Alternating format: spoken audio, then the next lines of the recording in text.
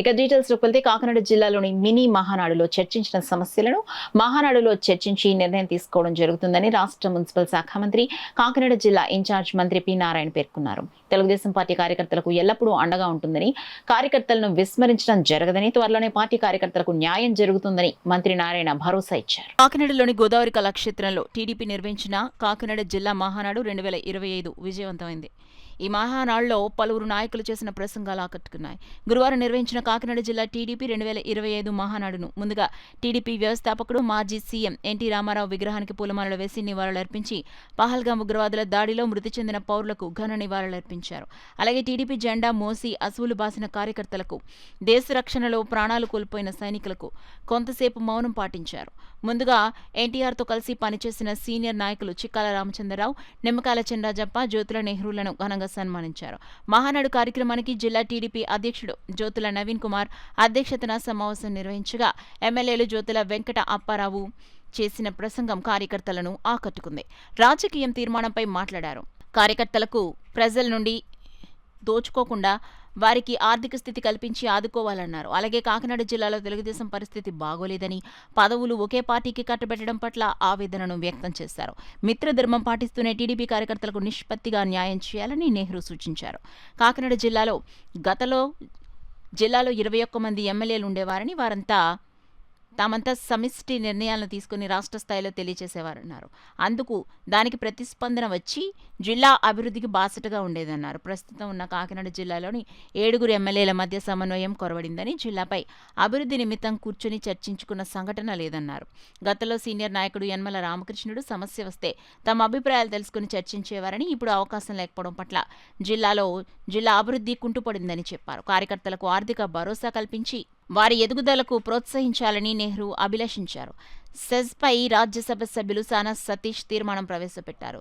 యువతపై యువ నాయకులు వనమాడి మోహన్ వర్మ తీర్మానానికి ప్రవేశపెట్టారు. పిఠాపురం సమస్యలపై మాజీ ఎమ్మెల్యే ఎస్వీఎస్ఎన్ వర్మ, ప్రతిపాడు నియోజకవర్గ సమస్యలపై ఎమ్మెల్యే సత్యప్రభ, పెద్దాపురం నియోజకవర్గ సమస్యలపై నిమ్మకాయల చినరాజప్ప, కాకినాడ సిటీ నియోజకవర్గంలో సమస్యలపై city MLA Vanamadi Kondababu, Kakinada rural నియోజకవర్గంపై కోఆర్డినేటర్ పిల్లి సత్యబాబు, జగ్గంపేట నియోజకవర్గంపై నాయకులు ఎస్వీఎస్ అప్పలరాజు తీర్మానాలు ప్రవేశపెట్టారు.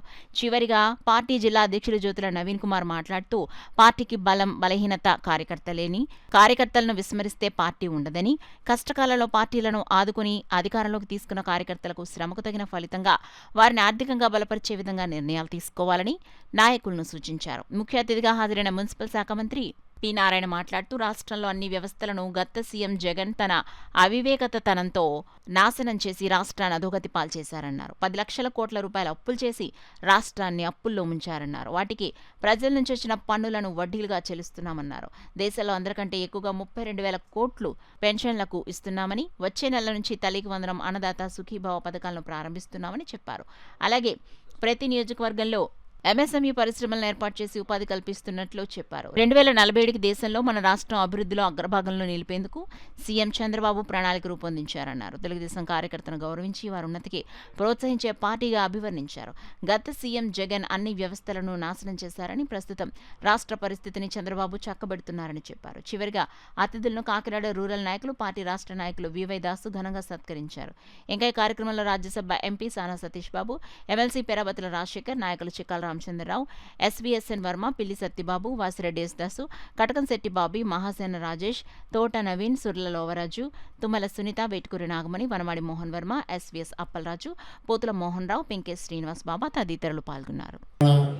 మరియు ఆంధ్ర 2 రాష్ట్రాల్లో ఉన్న తెలుగుదేశం పార్టీ కార్యకర్తలను జరుపుకుంటున్నారు. దీంట్లో ముఖ్యంగా మొదట ప్రతి కాన్స్టిట్యున్సీలో ఈ యొక్క కార్యక్రమాన్ని నిర్వహించి తీర్మానాలని జిల్లా పార్టీకి పంపించుకున్నారు.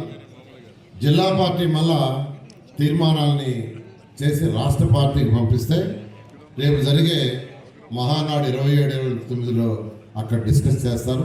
ఈరోజు అనేక తీర్మానాలని యాక్చువల్గా ప్రతిపాదించారు, వాటిని సపోర్ట్ కూడా చేశారు. ఖచ్చితంగా ఆ తీర్మానాలు నేను కూడా తీసుకొని ఇన్ఛార్జి మంత్రిగా యాక్చువల్గా అధికారులతోనూ అటు ముఖ్యమంత్రి గారితోనూ డిస్కస్ చేసి వీలైనంత వరకు మ్యాక్సిమం పూర్తి చేస్తామని మీ అందరికీ తెలియజేస్తూ గత 5 సంవత్సరాల్లో కార్యకర్తలు అనేక కష్టాలు పడ్డారు. కష్టాలంటే బహుశా ప్రత్యేక రాష్ట్రం, ప్రత్యేక తెలుగు రాష్ట్రం అంటే కంబైన్డ్ రాష్ట్రం వచ్చిన తర్వాత ఎప్పుడు కూడా అటువంటి సమస్య రాలా. గత 5 సంవత్సరాల్లో వచ్చిన సమస్య అటు ప్రభుత్వం రివర్స్లో పోయింది, ప్రభుత్వం డెవలప్మెంట్ వెనక్కిపోయింది. ఇటు ఆపోజిషన్లో ఉన్న కార్యకర్తలు పార్టీలన్నీ అనేక ఇబ్బందులు అంటే జైళ్ళల్లో పెట్టారు, అరెస్ట్ చేశారు. మన పార్టీ అధినేతనే అరెస్ట్ చేసి రాజమండ్రి జైల్లో పెట్టారు. అనేక మంది మీద అనేక నాన్ వేరియబుల్ కేసు. ఇన్ని చేసిన కార్యకర్తలు ఎంతో ఓర్పుతో పోరాడి ఈరోజు మళ్ళా ఎన్డీఏ ప్రభుత్వం, ఈరోజు అటు జనసేన కావచ్చు, బీజేపీ కావచ్చు, తెలుగుదేశం ముగ్గురు కలిసి జనసేన కూటమి రావటమే కాదు, ఆ పార్టీకి ప్రతిపక్ష హోదా లేదు. వాళ్ళకి వచ్చింది 11 సీట్లే. ఈరోజు జగన్మోహన్ రెడ్డికి ఆ పార్టీకి ప్రతిపక్ష హోదా కూడా లేకుండా ఈరోజు ఈ రాష్ట్రంలో యాక్చువల్గా అతను పక్కకు పంపించారు. పంపించక తప్పదు, పంపించకుండా ఉంటే ఈ రాష్ట్రం పూర్తిగా అధోగతి అయిపోయేది. అదేవిధంగా ఈరోజు తీసుకుంటే గత ప్రభుత్వం చేసిన అరాచక పాలనే కాదు, ఆర్థిక వ్యవస్థని చిన్నాభిన్నం చేసింది.